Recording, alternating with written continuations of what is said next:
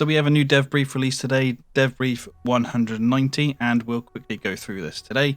It is a small dev brief, but there are a few good things we're getting from the devs in this brief. First off, because of the backlash of the recent updates where they've introduced various bugs or put in changes that haven't really been communicated to the community beforehand, they're bringing back the PTEs. All they've said is that these are going to be structured PTEs, so people can play the updates before the updates get officially released and give feedback to the development team. But also, they're going to be taking the feedback from players from these PTEs to basically adjust what was played in the PTE. So when the update is released, it won't be like going against what the general consensus of what that update would be, such as for example, if they put the speed change in a PTE and all the players push back saying no, we don't like this, then that speed change probably wouldn't have made it into update 14. They would have maybe done a different PTE with another slight change to the speed increase. And that is really, really good. They're bringing back PTEs and they're going to actually take player feedback into account for the update that's being tested as well. Another good thing is that they're increasing the QA resources.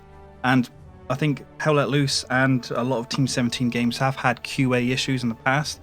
Even going back as far as when they announced they were going to do a Worms NFT project, there was a report that came out, which I also reported on, that basically listed there was a lot of internal issues at Team 17 and a lot of issues with the QA team where they were just overworked and underpaid. So with them putting more resources and people into the QA team, hopefully that'll just mean that Hell Let Loose can actually get fully QA'd before a new update is actually released. Now onto the patch, which is going to drop on the 22nd of June. It's going to be dropped for PCs and consoles on this date. Now the major changes that are coming, first off, lowered sprint acceleration. So this patch is going to refine the player locomotion for players, and it's going to lower the sprint acceleration. So what this should do is that when you hit your sprint button, you're not going to be sprinting at full speed straight away. It's going to take a little bit of time for you to get up to full speed.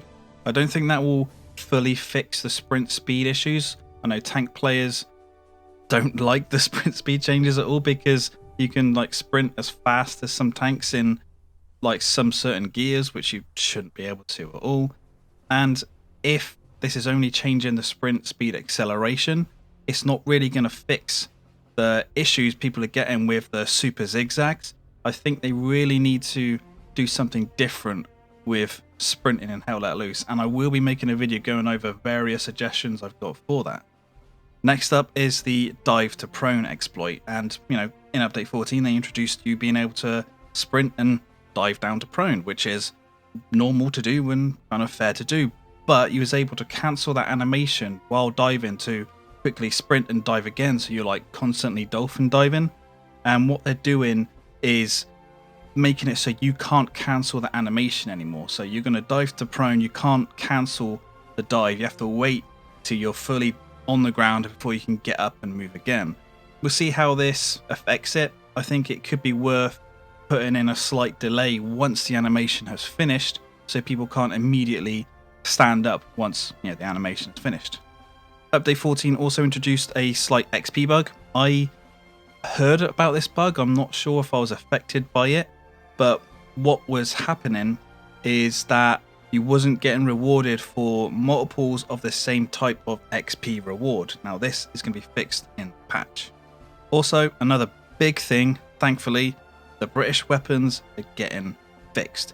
Now the only weapon I know that isn't zeroed correctly is the Sten gun. So pretty much when you aim the Sten gun and shoot, the bullet is going to be quite significantly higher than where the actual iron sight is aiming, which just isn't right at all. I'm not sure about any of the other British weapons.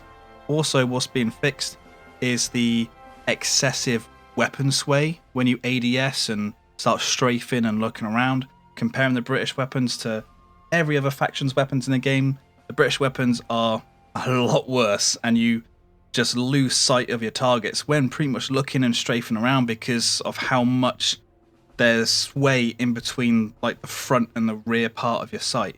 So that's going to get fixed. It's going to make the British weapons a lot better.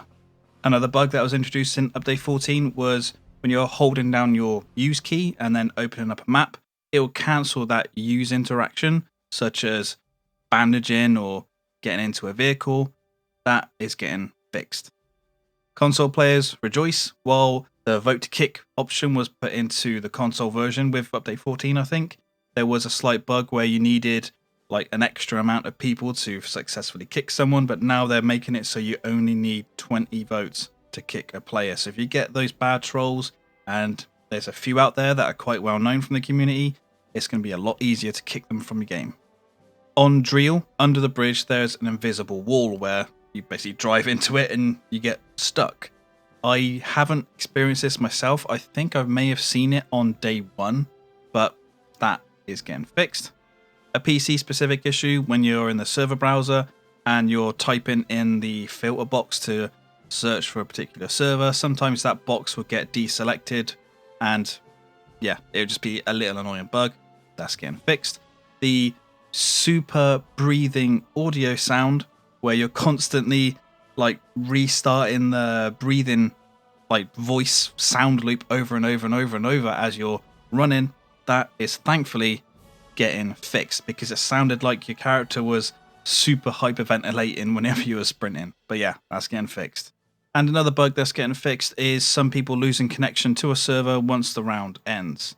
So hopefully that's getting fully fixed as well in this patch. Another issue that's getting fixed is that the British AT gun, the controls for that were inverted. They now won't be inverted. There are 2 known issues from the dev team that are not getting fixed in the patch. One is the Sherman Firefly. It's getting penetrated in the front armor from high penetration weapons, which it shouldn't be. They're saying this is still being investigated. And the El Alamein and Driel map dates.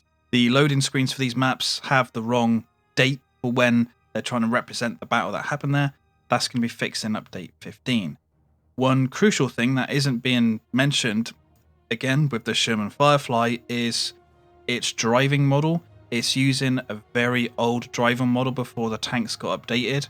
I don't have any experience with tanks despite how long I've played the game for, but I've heard from Raz and Fresh Baked Goods and many other people that the Sherman Firefly is just kind of broken.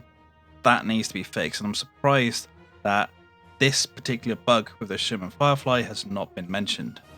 But they have gone on to say that there are other issues and additional fixes that they plan to sort of put in, so hopefully the Sherman Firefly driver model gets fixed. I just would have expected to see that mentioned on the dev brief, so we just got to stay tuned until the next dev brief where they go into the more particular detail of what's actually going to be with the patch. And I think next week, when the patch drops, we'll get the full list of patch notes so we can go through them to see what's been fixed.